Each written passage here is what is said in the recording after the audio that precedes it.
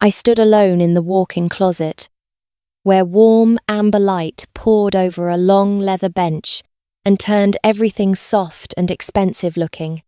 In my hands was Ethan Hart's navy suit jacket, the one I was about to send to the dry cleaners. Armani. A stupidly beautiful piece of fabric I'd bought him for our 3rd wedding anniversary, draining 2 months of my salary to do it. I still remembered my fingers trembling as I swiped my card, then the sweet rush of pride right after, as if love were an investment account and I'd just made a smart deposit. Habit made me check the pockets. Outer pocket, inner pocket, lining. My fingertips bumped something stiff. What is that? I frowned, murmuring to myself, and tugged it out. 2 hard slips slid into my palm. Boarding passes. Destination. Sanya. Departure. Next Friday. Daytime flight. The airline logo printed crisp and bright, like it wanted to be seen. My heart stuttered, as if someone had hooked a finger inside my chest and squeezed. Next week. Ethan had told me he was travelling to Guangzhou for work. He'd even described the schedule in detail. Meetings stacked back to back. Late dinners. Don't wait for calls, he'd said. I'll be buried. But the ticket didn't say Guangzhou. It said Sanya. And worse, there were 2. I flipped the second one up, and my throat went bone dry. Passenger. Ethan Hart. Passenger. Ivy Shaw. My fingers jerked so hard the tickets almost dropped. Ivy Shaw. I didn't have to search my memory for that name. She was the new girl at his company, the pretty intern with the bright laugh who'd shown up at the year-end party in a pale dress that made her look like she was always standing under good lighting. I'd clinked my glass with hers and smiled politely. The way wives do when they're certain they have nothing to fear. Take care of my husband at work, I'd even joked. Cold spread up from my feet to the base of my skull, fast and nauseating, like I'd swallowed a block of ice and it was melting through my spine. I inhaled slowly, forcing my face to stay calm. Then I slid my hand deeper into the jacket, into the hidden inner pocket. This time, my fingertips found paper, thicker, folded in half. I opened it. Black and white pixels flooded my vision. My heart took a hit so violent it felt like a hammer strike. An ultrasound printout. A tiny sack. A little curled shadow inside a womb. Dates, measurements, numbers, stamped sharply in the corner. Each one turning into a nail being driven into my eyes. And at the bottom, in soft, rounded handwriting, congratulations on our love. Forever yours. Ivy. My vision went dark at the edges. My legs gave out like someone had cut their strings. I sank onto the leather bench, air roaring in my ears. It was like a massive bell had been rung right above my head, the sound so deep it shook my ribs. Ethan Hart was cheating, and the woman he was cheating with was pregnant. The thought didn't arrive gently. It didn't warn me. It came like a blade, clean and cruel, pushed straight into my chest and twisted for maximum damage. I bit down on my lower lip until I tasted blood. No. Don't scream. Don't cry. Don't show anything. I closed my eyes and breathed once, twice, 3 times. I waited until my hands steadied enough to do something useful. Then I lifted my phone and photographed everything. The boarding passes, the ultrasound, every line of text, every corner. I checked twice to make sure nothing was blurry. Evidence needed to be sharp. Truth needed to be undeniable. When I was done, I folded the ultrasound carefully and slid it back into the exact crease it had been in, placed it back inside the inner pocket, and smoothed the lining until it looked untouched. The boarding passes went back too. I straightened the jacket on its hanger. I adjusted the shoulders, the lapels, the cuffs, as if my marriage hadn't just detonated inside my skull. Then I walked out of the closet like nothing had happened. In the kitchen, the espresso machine hummed and hissed as water pushed through the filter, steady and domestic. My hands moved on autopilot. Coffee grounds, button, cup. But my mind had already been dragged backward, helplessly, to the beginning. The first time I saw Ethan Hart was in college, on orientation day. He stood on stage in a white shirt with a navy tie, spotlight behind him like a halo. He spoke like he'd been born knowing how to charm a room. Warm voice, quick jokes, effortless confidence. The auditorium laughed. I did too, even though I couldn't figure out why my heart was beating faster than it should. Our first accidental meeting happened at the library. He walked past the shelves where I always sat and pretended to be surprised. No way. You study here too, Claire. I smiled like an idiot, not knowing he'd gotten my class schedule from my roommate a week earlier. On graduation night, he spelled out, "Will you marry me?" with candles in front of the girls' dorms. Wind flickered the flames. The entire building screamed and filmed and shouted for me to hurry downstairs. I cried, covered my face, and nodded like my life had just been won. After we married, there were warm months, even years. He brought me small cakes on anniversary dates. He left handwritten notes. His social media was filled with photos of me, my profile, my back, candid shots of me asleep on the couch. Our friends commented like a chorus. Husband of the year. National husband material. Where did you find this man? Even his mother, Margaret Hart, who never missed a chance to criticize me for not giving her a grandson, couldn't fully dim my belief that love could outlast sharp tongues. I kept telling myself that as long as Ethan and I stayed close, the rest would soften. The espresso machine beeped loudly, snapping me out of the slow-motion memories. I stared at the black coffee pouring into the cup. The scent was strong, rich, bitter, and suddenly it felt like looking into my own body. Dark, thick, impossible to swallow. From the bedroom, Ethan called out, voice gentle, casual, unchanged. "Babe, where's my navy jacket?" I answered without turning around. "In the closet. I already set it out for you." He walked into the kitchen. His familiar cologne weaving into the coffee smelled like a lie blending into routine. His arms slid around my waist from behind. His chin rested on my shoulder. He kissed my hair the way he always did, a gesture that used to make my heart stumble. Now it made my stomach twist, like it wanted to flip itself inside out. I stood rigid, stirring coffee I didn't want, afraid that if I turned and looked into his eyes, I would rip the entire world open with my bare hands. "You okay?" he asked, sensing something. His hold loosened. His voice shifted into practiced concern. "Low blood pressure," I whispered, forcing a smile so tight it felt like my face might crack. "I'll lie down for a bit. You eat first." I slipped out of his arms and walked fast to the bedroom, closed the door, turned the lock. Click. A line drawn between two worlds. I sank to the floor, then crawled to the bed like a ghost. I pressed my face into a pillow to trap the sounds that wanted to erupt. My tears finally broke loose, hot and unstoppable. 3 years. 3 years of sacrifices I had dressed up as devotion. I'd turned down a study abroad opportunity because he said he didn't want us apart. I'd endured Margaret's constant criticism. My cooking, my clothes, my body, all for peace. And the sharpest truth of all, the one that scraped my throat raw just to remember it. I had ended a pregnancy. 2 lines on a test. My hands shaking. Fear and joy tangled together. Ethan had held my shoulders and said, "Not now. My career isn't stable.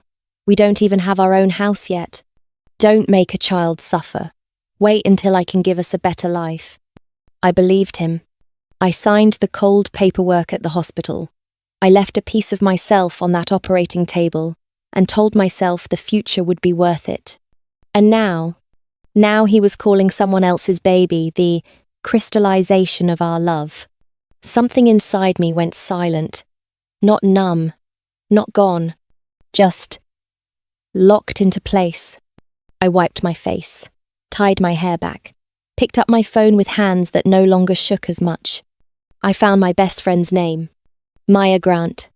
She answered on the second ring, her usual teasing already in her voice. "Claire, calling this early. It's not even time for your mother-in-law horror stories." "Maya," I cut in, and my own calmness startled me. "Ethan is cheating. His mistress is pregnant. I need your help." Silence. 2 seconds. Then, through clenched teeth, Maya hissed, "That bastard. I knew it. Tell me what you need. Find me a private investigator. Reliable. Fast. And I need your cousin's number. The divorce attorney. Luke Arden." Maya exhaled hard. "The one they call the Golden Butcher of Asset Division?" "Yeah, that's him." "Claire, are you sure?" I looked at myself in the mirror across the room. Swollen eyes, red nose, cracked lips. A woman who looked like she'd lost. And then I saw something else behind the mess. A woman who was done being played. "Sure," I said, voice steady as glass. "This marriage is over." When I ended the call, I didn't feel relief. I felt ignition. Quiet, controlled. Like a match struck inside a storm-proof box. And somewhere deep in my chest, a new promise formed. Sharp as a vow. Ethan Hart didn't destroy me. He just taught me how to aim.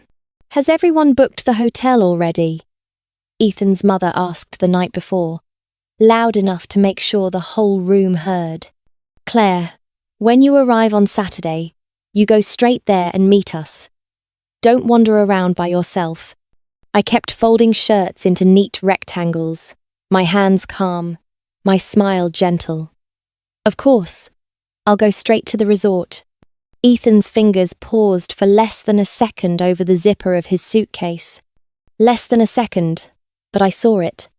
The micro-flinch, the muscle in his jaw tightening, the reflex of a man who'd been caught in a lie, even if the net hadn't tightened yet. "Oh, right." He forced a laugh that sounded like it had edges. "Mum booked us at Crescent Bay Resort. I'll text you the room number once I get there." "Perfect," I said, voice sweet. I folded another shirt, smoothing out an invisible wrinkle like I was smoothing out my own rage. In my head, the truth sat like a cold coin under my tongue. They won't wait for me. Those 2 boarding passes with only Ethan Hart and Ivy Shaw printed on them had already answered every question. Friday morning, I stood at the front door and watched Ethan and his parents climb into a taxi bound for the airport.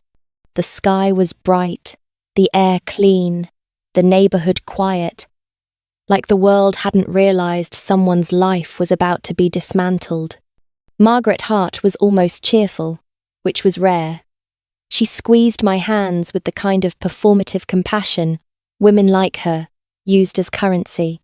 "Claire, don't work yourself to death," she said, as if she'd ever once worried about my health. "Finish your project and fly over to join the family. We'll be waiting." "I know, Mom," I answered obediently. "Have fun. Travel safe."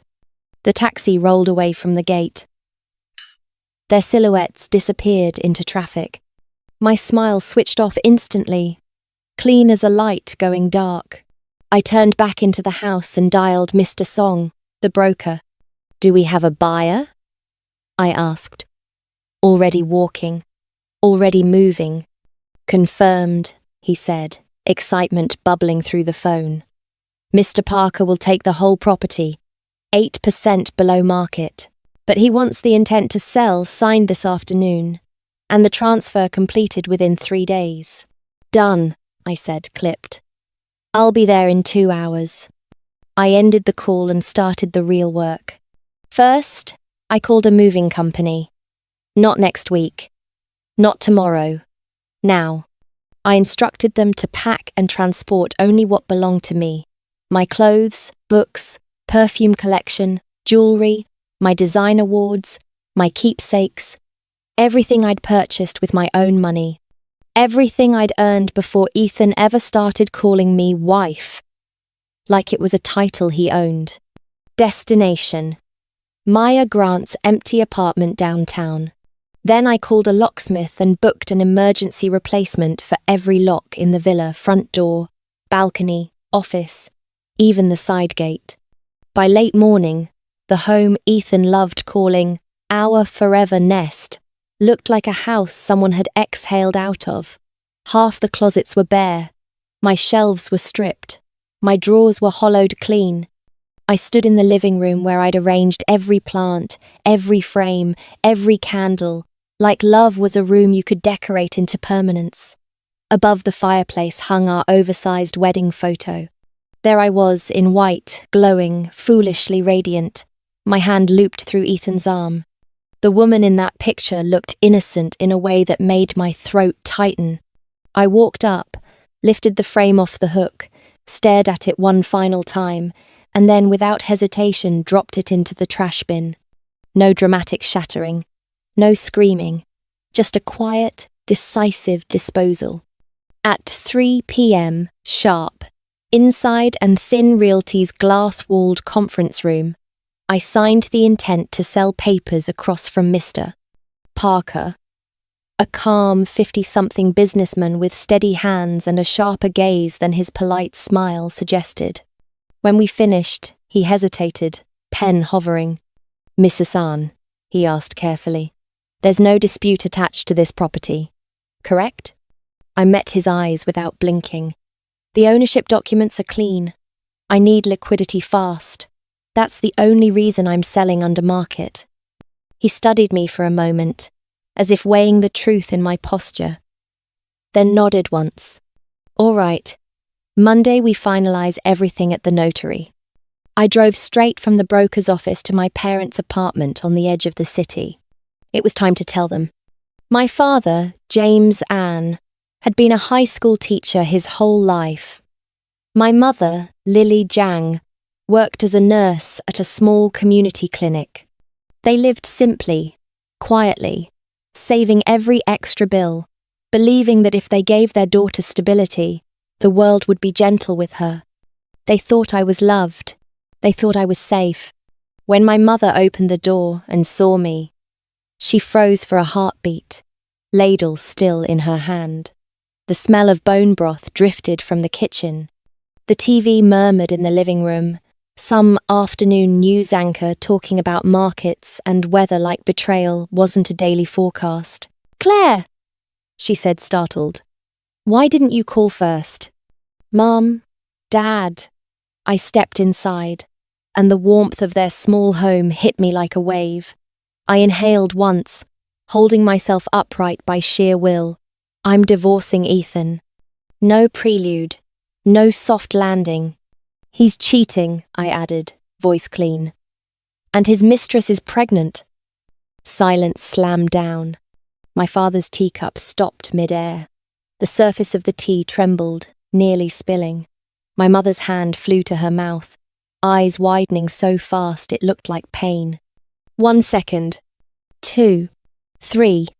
That animal," my father breathed. Then his voice erupted, deep and furious, a sound I hadn't heard since childhood when someone tried to bully me at school. He slammed the teacup down so hard, tea splashed onto the table. He didn't even glance at the mess. I knew there was something wrong with him. Sweet mouth. Always absent men like that are never clean. My mother crossed the room in 2 steps and wrapped me in her arms like she was trying to keep me from disintegrating. "My baby," she whispered, stroking my back. "How long have you been swallowing this alone?" Something cracked. Not my plan, not my resolve, just the shell I'd built to keep functioning. I broke down, ugly and shaking, sobbing into my mother's shoulder with no grace, no pride left to protect.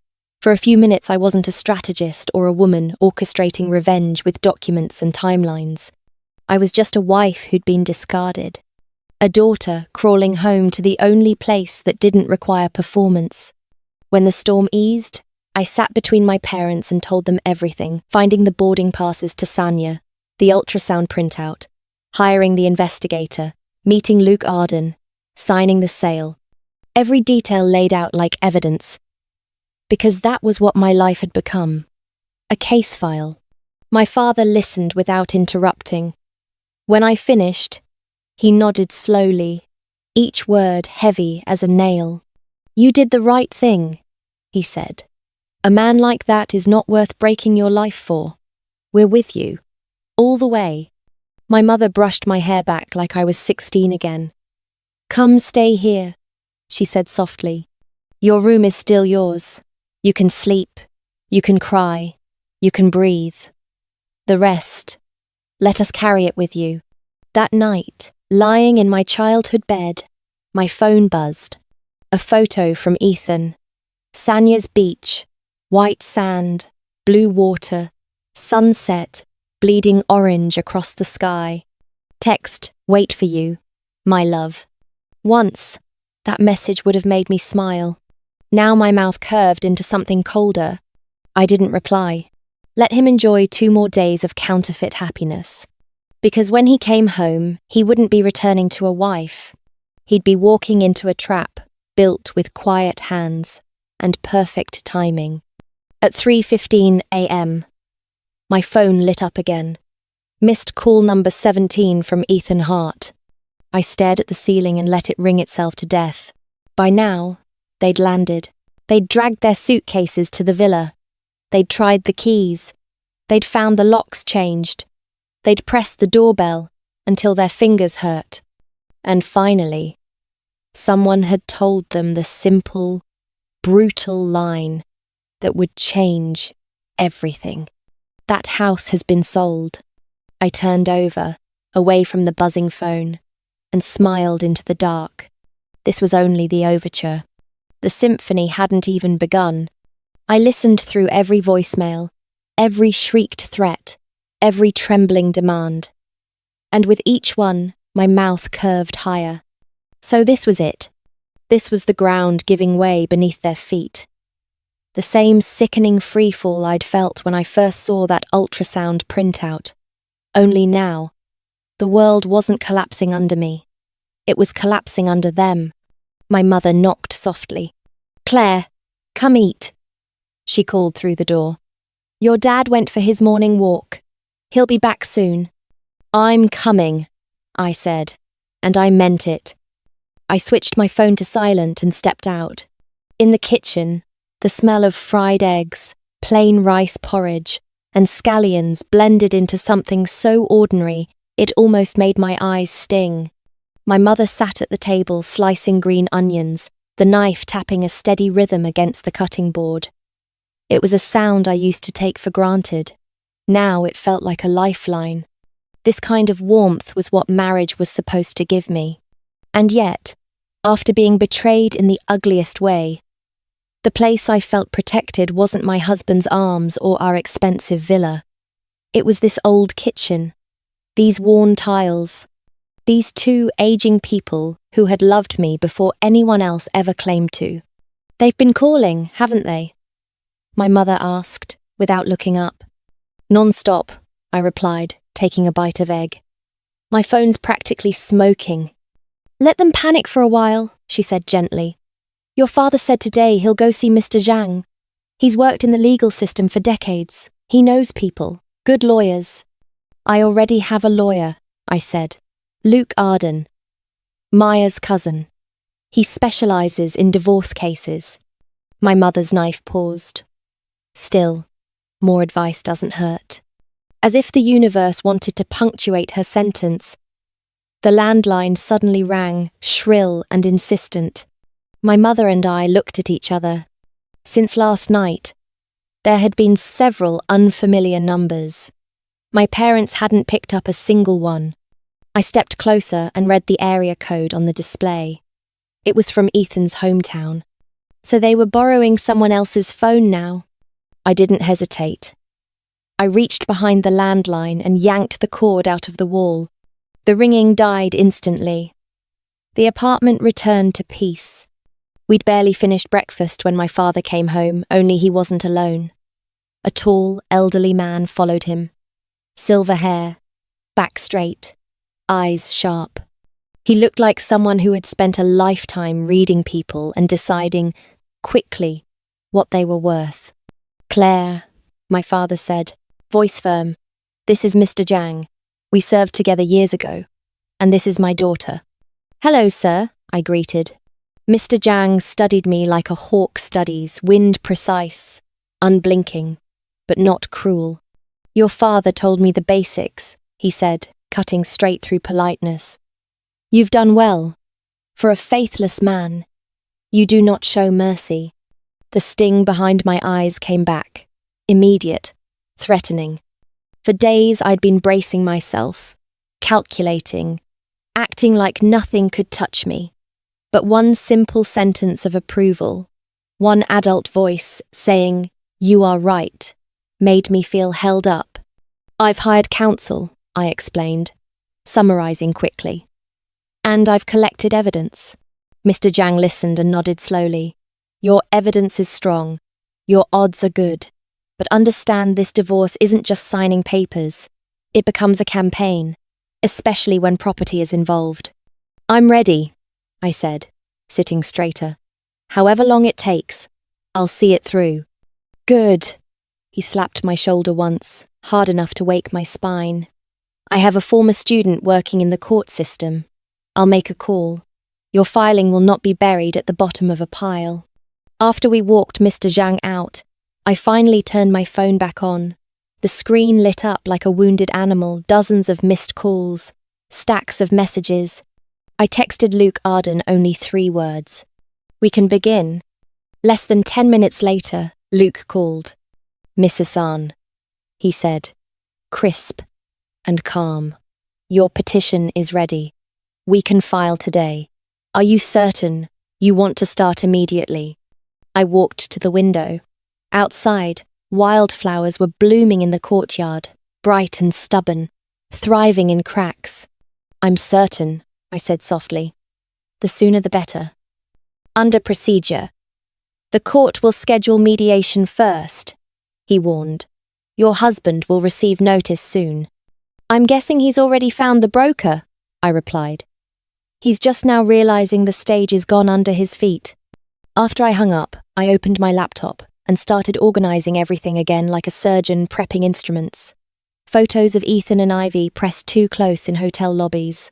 Reservation records. Transfer history. The scanned villa sale contract. Notes from my meeting with Liam Cole, one of Ivy's exes. A man now willing to testify. I labelled each file with date and time. I wrote short, sharp captions. Evidence didn't need poetry. It needed teeth. My phone rang again. A completely unfamiliar number. I hesitated just a breath, then answered. "Claire Ann." Ethan's voice exploded into my ear, raw and furious. "What the hell are you doing? Why did you sell the villa? Where is our stuff?" I let him roar until his words ran out of oxygen. Then I replied in the same tone I'd used to tell a cashier my change was wrong. "Your belongings are in the community storage facility," I said. "Management has been informed. You can collect them any time. And as for why I sold the villa," I paused, letting the air go cold. "Before you demand answers from me, you should explain Ivy Shaw and the baby." On the other end, silence snapped tight. Not even breathing. How do you know?" Ethan's voice dropped into a near whisper, as if saying it louder would make it real. "That doesn't matter," I said. A small laugh slipped out, with no warmth at all. "What matters is this. I've filed for divorce. My lawyer will be in touch." "Claire, listen, let me explain," he pleaded, shifting gears instantly. "It was a mistake. I love you. Stop, Ethan." I cut him off, disgust sharp as vinegar. "Save your lines for your precious mistress." Then I added, deliberately, the blade I knew would hit bone. "Oh, and congratulations to your mother. Her dream of holding a grandson is finally coming true, isn't it?" I ended the call before he could speak again. Then I blocked the number. For the next few hours, the phones didn't stop. Mobile numbers, landlines, area codes from his hometown, numbers from outside the city. I turned my phone off completely and unplugged the landline again. Silence returned. I kept sorting. Evidence of adultery, sale documents, Ivy's history, investigator notes, lawyer correspondence, each stack a weapon. Near noon, my father's phone rang. He listened, his face hardening with every second. When he hung up, he looked at me. "Claire," he said, voice low. "The Hart family is downstairs. They found this building. Security is blocking them at the gate, but that won't hold long." I inhaled, deep, adrenaline rising like the first drumbeat before a fight. "It's fine," I said evenly. "Sooner or later, we face them." My father frowned. "Do we call Mr. Zhang? Have people come here?" "No." I shook my head. "I'm meeting Luke at 2 to sign final paperwork. If they come up, they won't find me." My mother's fingers tightened around my hand. "Then go now. Use the back stairwell.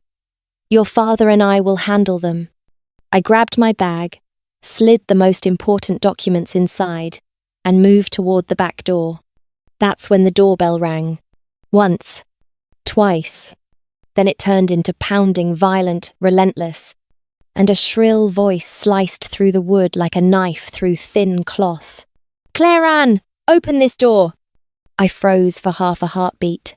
Even prepared, even armoured, my body still reacted to that voice the way skin reacts to flame. Margaret Hart. My father stepped forward instinctively, but I caught his arm. "Don't open it," I whispered. "Not yet." I leaned to the peephole. 8 of them crowded the hallway like a mob. Ethan in front, face storm-dark, jaw clenched.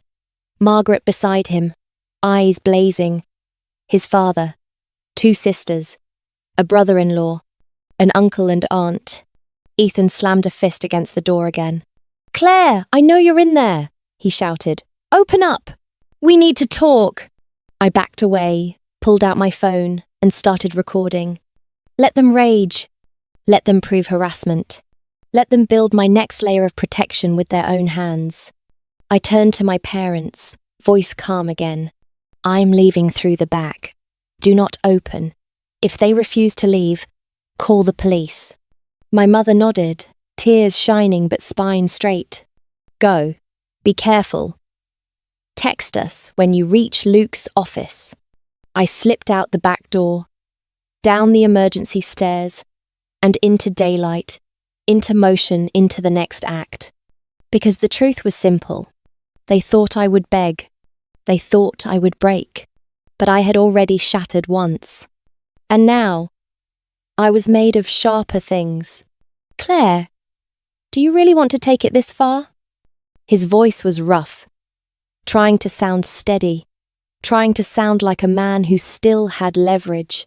I looked at him the way you look at a stranger who stepped on your foot and expects you to apologize. "And compared to what you did to me," I asked back, my tone flat as tap water, "what is this? Really?" Something flickered in Ethan Hart's eyes, anger, wounded pride. And beneath it, the first true taste of panic. "You're going to regret it." The door slammed behind them before he could finish the threat, cutting his words clean in half like scissors through thread. My father leaned against the door, breathing hard. His hand still trembled, as if the echo of their shouting had gotten under his skin. My mother guided him to the couch and pressed a glass of water into his palm. "Bullies!" my father rasped, jaw clenched tight. "A whole pack of them! After everything you've endured, they still have the nerve to come here and bark at you like you're the criminal." I didn't answer. I crouched and started picking up the apples and oranges that had rolled across the floor in the chaos. That's when I saw it. A black leather notebook lay half hidden under the coffee table, like a dropped shadow. It had to be Mr. Hart's Ethan's father. In the commotion, he must have kicked it loose without noticing. I picked it up without thinking, thumbed it open to one page. Lines of cramped writing and numbers marched across the paper. 2019. 35. Project A. 200,000. 2019. 42B. Project B. 150,000. Cash. There were more. Dates. Codes. Amounts. Notes that weren't quite notes. Names that weren't quite names. It looked like bookkeeping. At first glance. But the phrasing was strange. The repeated cash. The vagueness of Project A. Project B.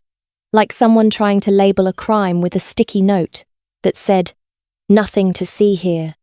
My heart started pounding hard, fast, almost offended. Because Ethan's father wasn't just any father. Harold Hart was the CFO of Hartwell Group. If this was a private ledger, a shadow ledger, then what had just fallen into my hands wasn't paper. It was a blade. I slid the notebook into my bag and rose. "Mum, Dad, I'm stepping out for a moment." My mother's eyes sharpened instantly. "Where are you going? Don't tell me you're going after those people." "No," I forced a small smile, soft and harmless. "Just to the gate." Mr. Hart dropped a notebook inside. "I'm returning it. And I want to say one sentence to Ethan. That's all." My mother didn't look convinced, but she nodded. I left the apartment, but I didn't go straight to the gate. Instead, I turned into the copy shop near the stairwell, the kind with dusty printers and fluorescent lighting that makes everyone look guilty. The clerk barely glanced up. I laid the notebook flat, opened it page by page, and calmly photocopied every single sheet from beginning to end. No shaking hands, no dramatic pauses. Just click, whir, slide, stack. When I finished, I slipped the copies into a clear plastic folder and tucked the original back into my bag as if it had never left. Only then did I walk to the gate. The Hart family was still there, clustered in a tight knot, arguing in low voices. The moment they saw me, they fell silent, like a flock of birds sensing a predator. "Mr. Hart," I said, pulling the black notebook out and holding it toward him. "You dropped this in my parents' home." Harold Hart's face twitched. He snatched it quickly, flipping it open with a speed that was almost desperate. "Thank you," he muttered. "I thought I'd lost it." He turned 2 pages, and his expression tightened, the muscle in his jaw jumping as if it wanted to run away from his skull. His eyes cut to mine. "You didn't read what's inside, did you?" I lied so smoothly, even I almost believed it. "No," I said. "I'm not interested in accounting numbers." Ethan watched me with narrowed eyes, suspicion sharpening his features. "Then why did you say you wanted to speak to me alone?" I met his stare. Held it. "I'm reminding you of one thing," I said quietly. "My divorce petition has been filed. Mediation is next Wednesday. If you refuse my terms, then we'll meet in court." I turned before he could respond. Behind me, Ethan's voice rose, angry, frantic, trying to drag me back into the old pattern where he spoke, and I softened. I didn't stop walking. And as I took those steps, my fingers brushed the photocopies in my bag. I felt the edges of the paper, crisp and real. A smile threatened at the corner of my mouth. Because if that notebook was what I suspected, it wasn't sharper than the affair. It was deadlier. An affair destroys a marriage. A shadow ledger can destroy an empire. Back at my parents' apartment, my father had calmed down, but his face was still storm-heavy. "Claire," he said sternly, "don't ever meet them alone again. Those people are capable of anything." "I know, Dad," I nodded. But my thoughts weren't in the living room. They were in the pages of that notebook. That night, after my parents fell asleep, I spread the photocopies across the table, like a map of a country that didn't exist on paper. I wasn't a finance professional, but even a child could see the rot.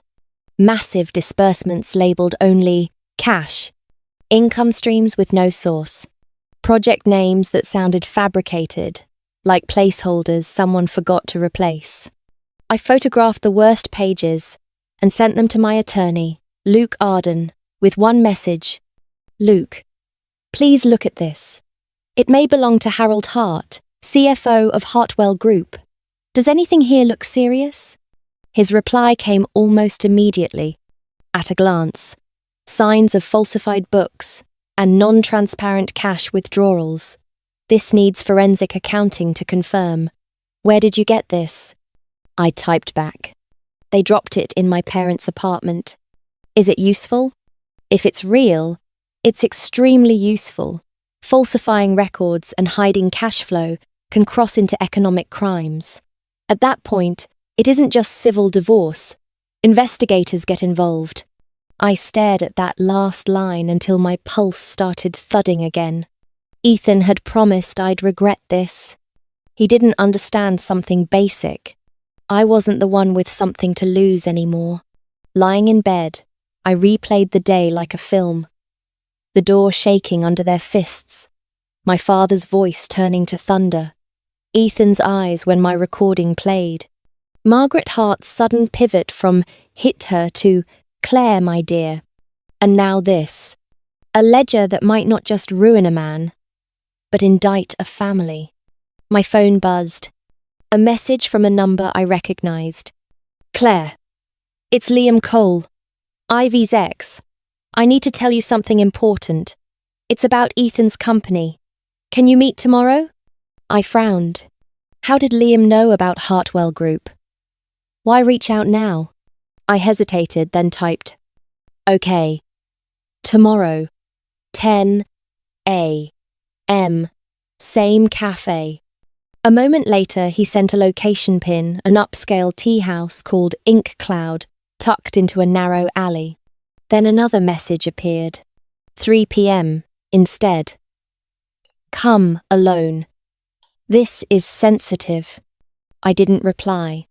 I forwarded the entire exchange to Luke Arden and to my investigator, Noah Quinn, with a short note. Tomorrow meeting. Could be a trap. Please cover. Luke called right away.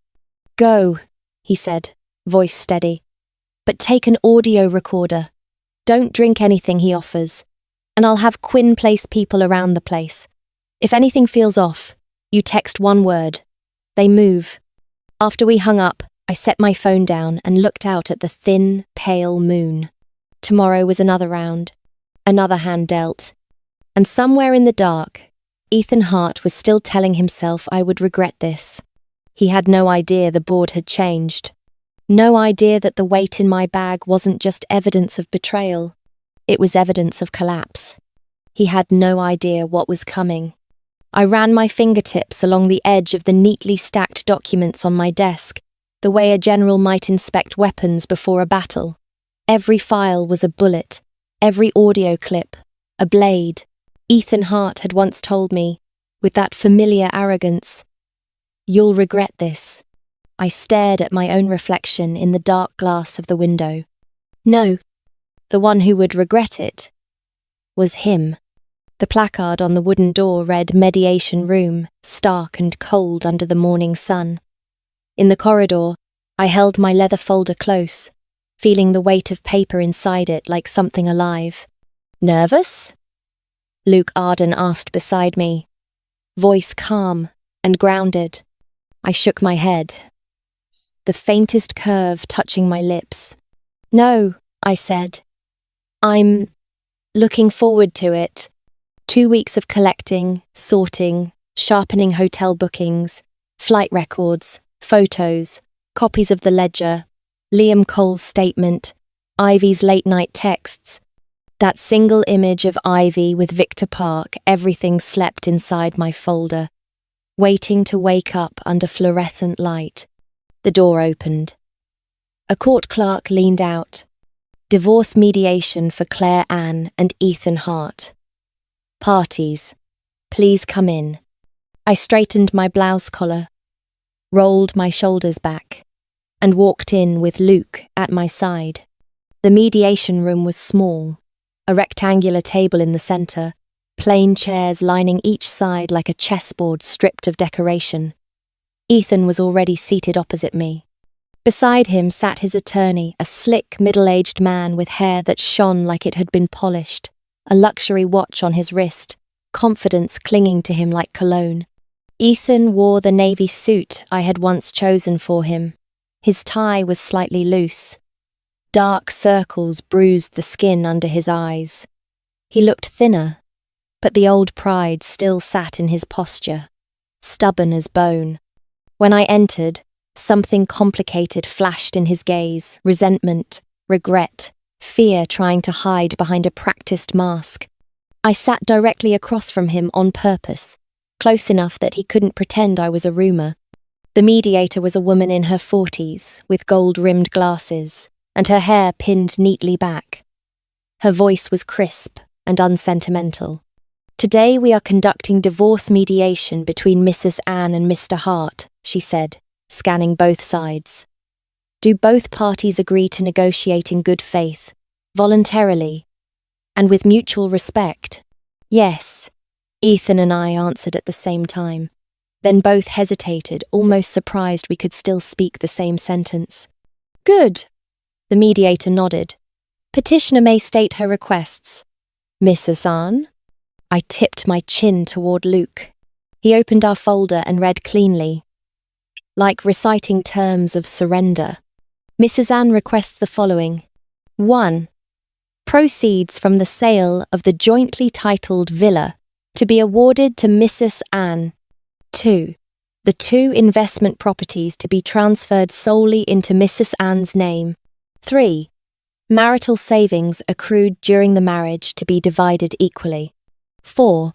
Damages for emotional distress in the amount of $200,000.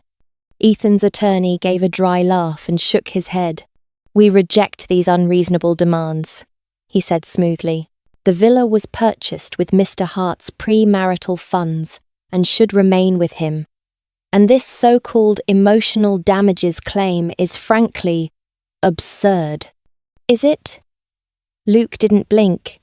He simply slid another file across the table toward the mediator and the opposing counsel. Then please review these absurdities. Inside were neatly labelled exhibits. Hotel reservation history under Ethan's name and Ivy Shaw's name. Photos of them touching too closely in a restaurant, a parking garage, a hotel lobby.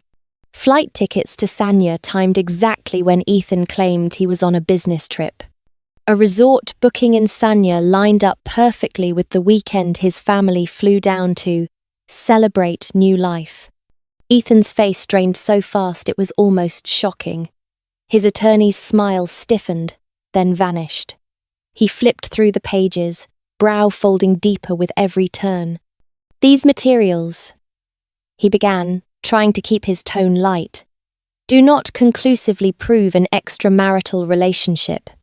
It could be normal, professional interaction. Ethan's hands clenched under the table. Ivy is my colleague, he said quickly. Colleagues travel. Colleagues meet. What's the problem? Normal colleagues, I said, tilting my head, voice even. Don't book overnight hotel rooms together and walk in with their arms around each other's waist. Normal colleagues don't fly to Sanya, stay in the same resort, right when she's pregnant, while your entire family raises a glass to her belly. I placed my phone gently on the table. And if this still isn't enough, we can listen to another colleague conversation. The mediator's expression tightened. Mr. Hart, she said, firm, if these exhibits are authentic, you have seriously violated your marital duty of fidelity. You need to understand the severity of this. Ethan's attorney leaned in, whispering urgently into his ear. Ethan's anger tried to flare again, but it couldn't hold. Not with paper in front of him. Not with time-stamped truth. His expression sagged into reluctant calculation. then into something close to surrender. I watched him, the way you watch a door you've already unlocked. This first round I was ahead. Fine, Ethan said at last, swallowing hard. I admit it, I had a relationship with Ivy. But it was a mistake. One moment of stupidity. Claire, can we handle this privately? We don't have to make it this ugly. No. I cut in immediately, no hesitation. We settle it here, so there's no more dragging, no more games. The mediator tapped her pen against the table. Since Mr. Hart has formally admitted infidelity, the law allows the court to favour the non-fault party in property division, she said. Given what I see, Mrs. Ann's requests are not unreasonable. Ethan's attorney opened his mouth to argue, and the mediation room door slammed open. Harold Hart burst in, panting, clutching a thick folder, like a weapon. Wait, he barked. We have new evidence. The mediator frowned sharply. Sir? You are? Harold Hart, he snapped, CFO of Hartwell Group, and Ethan's father, his eyes sliced toward me. My son is being trapped. This woman planned it. She's been scheming to drain our family. He threw his folder onto the table with a heavy thud, triumph on his face, as if he'd just played a winning card. I picked it up. Copies of the villa sale contract. Photos of me meeting Liam Cole at the tea house. Captions that screamed conspiracy, without actually proving anything. Look, Harold crowed. She secretly sold the house and met with some strange man. If that isn't extortion, what is? A laugh escaped me, short, sharp, almost amused. Because exactly as I'd predicted, their new evidence was already a page in my script. Luke's voice remained calm, almost bored. Mr. Hart, he said, what specific action here constitutes extortion? Harold slammed a hand on the table. She sold property that belongs to my son and then colluded with a man connected to my son's mistress. That's a setup. First, Luke said, adjusting his glasses. The villa is jointly titled. Mrs. Ann has legal authority regarding her share. Second, whom Mrs. Ann meets, speaks with, or drinks tea with, is her personal freedom. Third, you claimed the down payment was your contribution. Do you have a bank transfer record under your name? Any proof at all? The question hit like a hammer. Harold's mouth opened. Nothing came out. The mediator snapped her pen down. Order. Mr. Hart, unless you can provide concrete evidence of fraud or extortion, do not make vague accusations in this room. And then the door opened again. This time Ivy Shaw walked in. Beige bodycon dress, carefully curled hair, red lipstick like a warning sign, one hand resting on her visible belly, as if she was displaying a trophy. I can testify, she said loudly. Her red-painted finger stabbed toward me. Claire. And threatened me. She forced me to get an abortion. The air thickened. I stared at her, silent, letting her performance fill the room. The mediator's expression hardened. Miss, you are? I'm Ivy Shaw, and I'm... She faltered, suddenly unsure what title would sound noble enough. The mistress, I supplied, voice smooth and cruel in its clarity. Or, if we're being accurate, the third party. Ivy's face flushed bright. We love each other, she screeched. She can't even give the Hart family a child. She's the one in the wrong. The mediator's brow furrowed deeply. This is not the place for personal insults. Non-parties must leave. I'm not leaving. Ivy slammed her palm on the table, breath coming fast. This baby is Hart blood. I have the right to speak. The Hart family, Harold included, looked at her with pride, as if her belly contained their salvation. I tilted my head, smiling softly. Are you sure? I asked. Sure that it's Hart blood? The room seemed to detonate without sound. Ethan whipped his head toward me. eyes suddenly wild. What do you mean? I didn't answer him directly. I opened my folder and pulled out the thickest packet.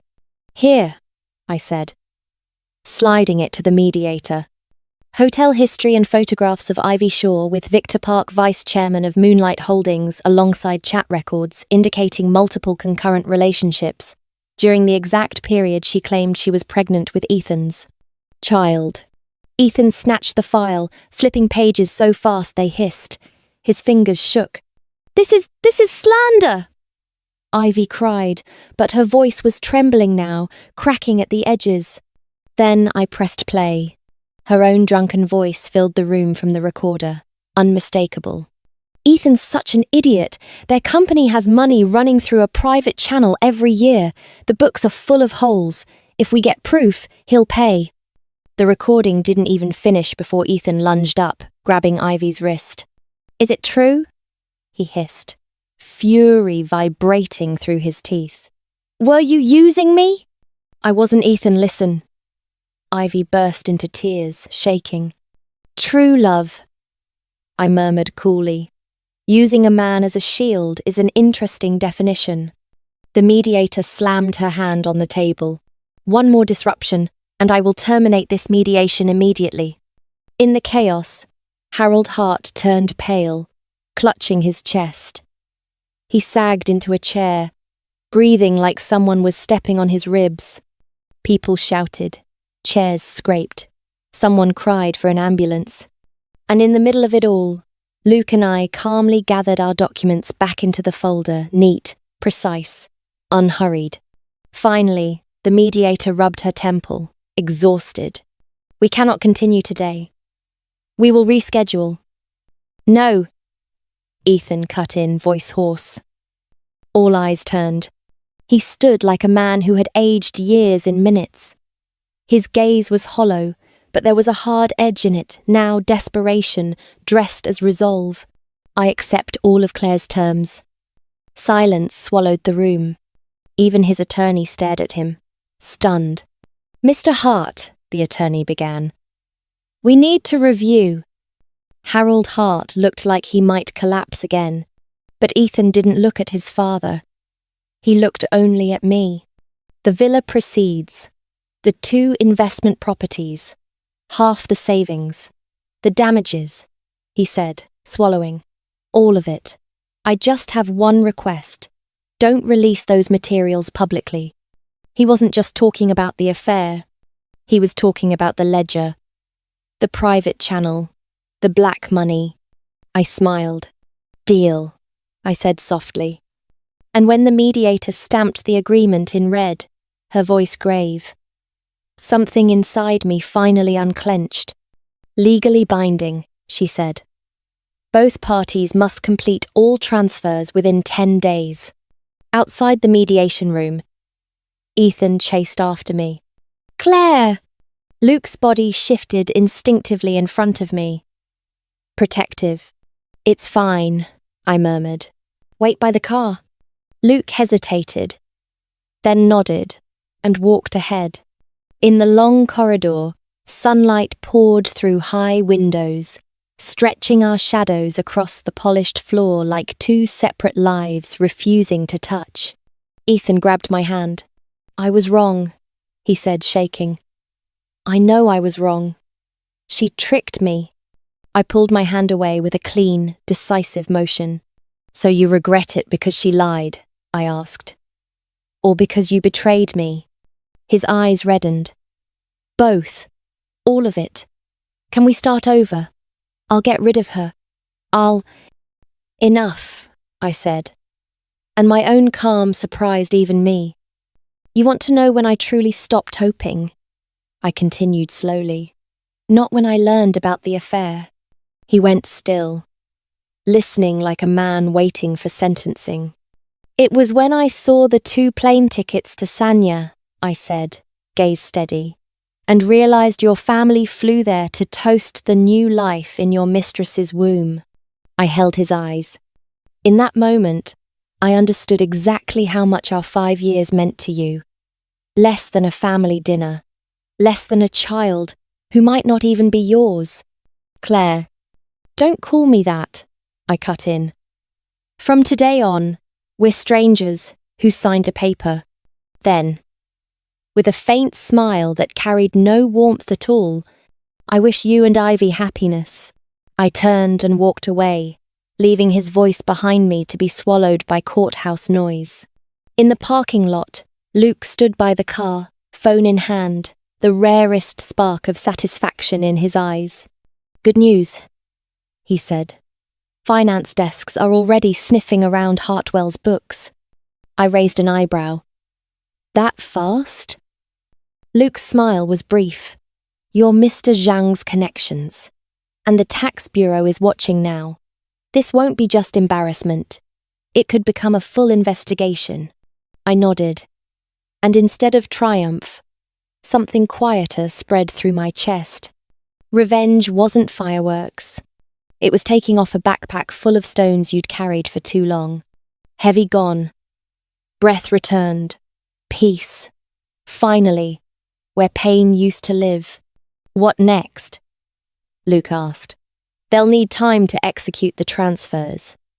Wait, I said simply. Let him finish wiring the money and signing over titles. Then I turned the page. On the drive back to my parents' place, my mother called. Claire. Reporters came to the gate, asking questions. Her voice was careful, protective. I told them to contact your lawyer. That's perfect, Mum, I said with a small smile. From now on, if anyone asks, tell them to speak to Luke. That's all. That night, I poured a glass of wine on the balcony, watching the city lights flicker on one by one. Messages flooded in. Headlines. Alerts. Hartwell Group under scrutiny for falsified books. Ethan Hart caught in affair photos stocks slide. Internal chaos as authorities review off-book funds. I didn't open a single article. Those headlines weren't my life anymore. They were just whether something happening outside after I'd finally made it indoors. Japanese, I told my mum, folding the magazine shut and sinking deeper into the chair. How's Dad's back lately? Any better? Much better, she said, relief softening her voice. Then she cleared her throat, the way she always did when she was about to change lanes. Oh, and Mr. Zhang stopped by today. He said his nephew is coming back from the U.S. next month. He'd like to invite you to dinner, just to meet. I laughed, caught somewhere between amused and helpless. Mom, I've told you 100 times. I'm not doing blind dates. It's not a blind date, she insisted patiently. It's just young people getting to know each other. The boy is excellent. Stanford, Wall Street, that kind of background. Mum. I cut in gently, keeping my tone light but firm. Let's talk about that later. She heard the fatigue in my voice and sighed, finally backing off. All right. One more thing your dad asked me to ask you. Does your studio need funding? Some of his old friends said if you ever need investors, they'd be happy to help. Warmth spread through my chest. Quiet and surprising. I'll run the numbers and tell Dad. And tell him not to worry. I'm not going to gamble. We talked a little longer about small things, groceries, the neighbour's new puppy, the weather. Then I hung up, carried a mug of warm water to the balcony, and let the night settle on my skin. The sky was a deep, gentle indigo. In the courtyard below, a few children played tag, their laughter clean and bright as it scattered through the cool air. A peaceful night, whole and simple. A year ago, I could never have imagined my life could be this quiet. No screaming matches, no tears swallowed behind locked bathroom doors. No standing at someone else's threshold rehearsing apologies I didn't owe. That weekend, our class reunion was held in a small private restaurant, warm and intimate. When I arrived, the private room was already loud, voices colliding, glasses clinking, the familiar chaos of people who once lived in the same hallways and now carried time on their faces. "Our master designer is here," the class rep shouted, lifting his beer. "Don't exaggerate," I said, laughing as I slid into the empty seat beside Daisy Yang. "I heard someone has happy news today." Every head turned. Daisy's cheeks went pink.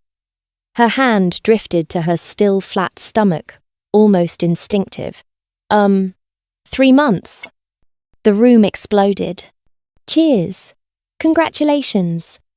"Teasing, when's the baby shower?" "Let me be the godmother. You owe us a banquet stacked on top of each other until it felt like the walls were smiling too." I wrapped Daisy in a hug, feeling the real, trembling happiness in her body, and something in me softened. I used to dream of that moment too. In my old fantasies, I'd announce a pregnancy with a shy smile. Friends cheering. My husband beside me holding my hand, his gaze gentle like the men in movies. But the child that never came back then might have been my rescue. If I had gotten pregnant, I might have stayed in the Hart family's house, teeth clenched through humiliation after humiliation, telling myself it was for the baby. The thought made my spine go cold. Sometimes what feels like loss is a door that opens into freedom.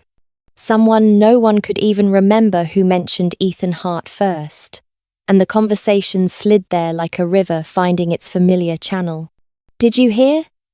a guy in finance said, shrugging like he was talking about strangers on the news. "Hartwell Group is practically collapsing. They got fined millions for falsified books, and now they're being investigated again. He's running around trying to borrow money to plug holes." "Serves him right," Sophie Sue snapped immediately, shamelessly satisfied. "What about Ivy?" someone asked, hungry for drama. "I heard she fights with him every day." "She thinks he's useless," the finance guy said with a smirk. "And get this, after the baby was born, Ethan secretly got a DNA test. It's his, so he married her. Reluctantly. Classic. He doesn't want the reputation of abandoning a child. But he doesn't have much decency left either." Everyone talked at once, piling on commentary, eager to add one more line. Everyone except me. I listened quietly. Took a sip of water. Let the noise wash over me without sticking. In my imagination, I'd pictured myself feeling triumphant, giddy, even vindicated, like I'd clap my hands and say, "Good." But the truth was stranger. There was no love left. No hate either. It felt like hearing a story about someone I used to know in passing. Oh, so that's where life took them. That was all. After dinner, Sophie insisted on driving me home. On the road, she kept glancing at me in the rearview mirror until she finally couldn't hold it in. "Hey," she said, "hearing all that, are you okay?" "Better than I've ever been," I said, rolling the window down and letting Nightwind pull the wine scent from my collar. "Seriously, I don't care about him anymore." She studied me like she was checking for cracks, making sure I wasn't lying to myself. Then she exhaled, relieved. "Good." "Oh, my cousin, Attorney Chen, said Ethan asked about you recently." I frowned. "He did?" "Yep. And my cousin didn't say anything. Obviously. Professional ethics." She rolled her eyes. "He just said, 'She's doing well,' and changed the subject. Then he said he couldn't believe Ethan had the nerve to ask his ex-wife's lawyer about his ex-wife." I laughed, but I didn't chase the thought. Was Ethan curious because he truly regretted it? Or because he wanted to see how his used item was doing now? I didn't know, and I didn't care enough to find out. Days moved forward like water, steady, inevitable. Daisy and I ran Rebirth Studio more smoothly every week. Our first project, the city's cultural centre, was praised. Foreign clients started emailing for quotes. At my company, my team won 2 major bids back-to-back. The boss didn't hide his satisfaction. He even joked that by year-end, he might consider an equity plan. Busy, yes, but it was the kind of busy that made you feel alive, not drained. In mid-July, I went to the mall to buy my dad a vintage-style watch he'd been admiring for months. I stopped by the children's section too, hunting a toy car for my nephew. I was crouched, comparing remote control models, when my peripheral vision snagged on a shape so familiar it made my fingers go stiff around the box. Ethan. He stood at the baby clothes counter, pushing a pale blue stroller. His shirt was wrinkled, tie crooked, hair unkempt, exhaustion carved under his eyes like he hadn't slept for weeks. A baby boy in the stroller cried non-stop, face flushed, legs kicking wildly. Ethan fumbled, lifting him up with awkward hands, shaking a bottle, trying to soothe him, clearly unsure what he was doing. I turned instinctively to leave. Too late. Claire. His voice was rough, shocked. Claire Anne. I forced myself to turn back, offered a polite nod. Small world. Yeah, he said, scratching the back of his head like he didn't know what to do with his body. Small world. The baby's crying made the air feel even more uncomfortable. How have you been? Very well. My gaze flicked, despite myself, to the baby's red little face. The child looked vaguely like him, cheeks, brow though the eyes carried something else. Ethan followed my glance and gave an embarrassed half-smile. I'm buying some things. Ivy said she was tired. Didn't want to come. I didn't respond. I had no interest in their domestic weather. Claire, he hesitated. I've always wanted a chance to apologize properly. For everything. I was wrong. It's in the past, I said calmly. Not cruel, just final. He's a beautiful baby. I wish you two happiness. I meant it. Seeing Ethan like that, worn thin, carrying consequences, dissolved even the last dust of resentment in me. He chose Ivy. He chose this life. He chose the weight. Good or bad, it was his road. Thank you, he murmured, eyes lowered. You look good.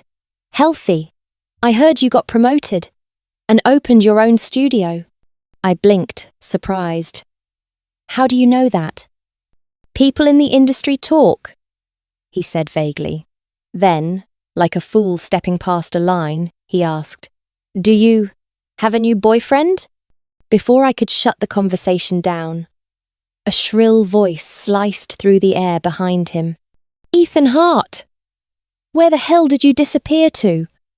I've been looking forever. Ivy Shaw clicked toward us in high heels, luxury shopping bags swinging from her arms. Her postpartum body hadn't fully settled, but her makeup was immaculate, her expression sharp with entitlement. When she saw me, she froze for half a beat, then her eyes turned cold and watchful. Why is she here? She demanded. Ran into each other, I said evenly. I won't interrupt. Goodbye. As I walked away, I heard Ivy hiss under her breath. What were you saying to her? Still hung up on your ex? Ethan's answer was tired, almost hollow. Stop it. The baby's crying. Outside, the sun hit my eyes so hard I had to squint. I took a deep breath and felt my chest go strangely light. The two people who once made me hurt like I was dying were now just two ordinary figures in a crowd arguing, soothing a baby, trapped inside the mess they'd woven. Their anger, their love, their chaos. None of it touched me anymore. And that freedom, I realized, was sweeter than any revenge.